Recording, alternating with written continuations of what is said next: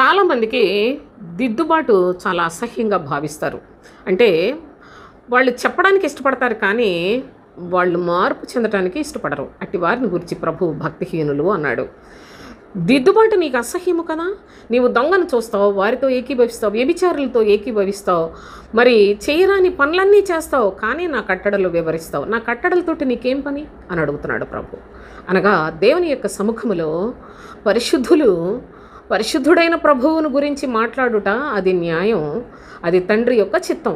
కానీ ఎవరు పడితే వాళ్ళు దేవుని యొక్క మాటలు చెప్తున్నామని లోకంతో కలిసిపోతారు, లోకస్తులతో ఏకీభవిస్తారు, లోక సంబంధమైన స్నేహం చేస్తారు, లోక సంబంధమైన మనుషులతో అన్ని విషయాల్లో కూడా బంధుత్వాలు అన్నిటినీ నడుపుతారు. కానీ ఆ లోకస్తులు చూసినట్లయితే రకరకాల చెడ్డ కార్యాల్లో మునిగి తేలుతూ ఉంటారు. అట్టి వారితో ఏకీభవించుట దేవునికి ఎంత అసహ్యమో చూడండి.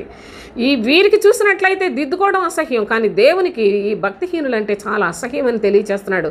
సహోదరుల మీద కొండెములు మోపుకుంటూ, చిన్న చూపు చూసుకుంటూ, చులకనగా మాట్లాడుతూ రకరకాల బ్రతుకులు బ్రతుకుతున్న వారిని మనం వాక్యం బోధించే వారిలో ఈ లక్షణాలన్నీ చూస్తున్నాం సోదరులారా. ఇట్టి పనులు చేసినా మౌనంగా ఉంటున్నానని నీ ఇష్టానుసారంగా వెళ్ళిపోతున్నావు. ఒక దినాన నేను వీటన్నిటినీ నీ ఎదురుగా పెట్టి నిన్ను చీల్చి చెండాడబోతున్నానని ప్రభు అయిన తండ్రి తెలియచేస్తున్నాడు. కనుక ఏదో వాక్యాలు చెప్తున్నారు కదా అనేస్తానని సంతోషపడిపోకండి సోదరులారా.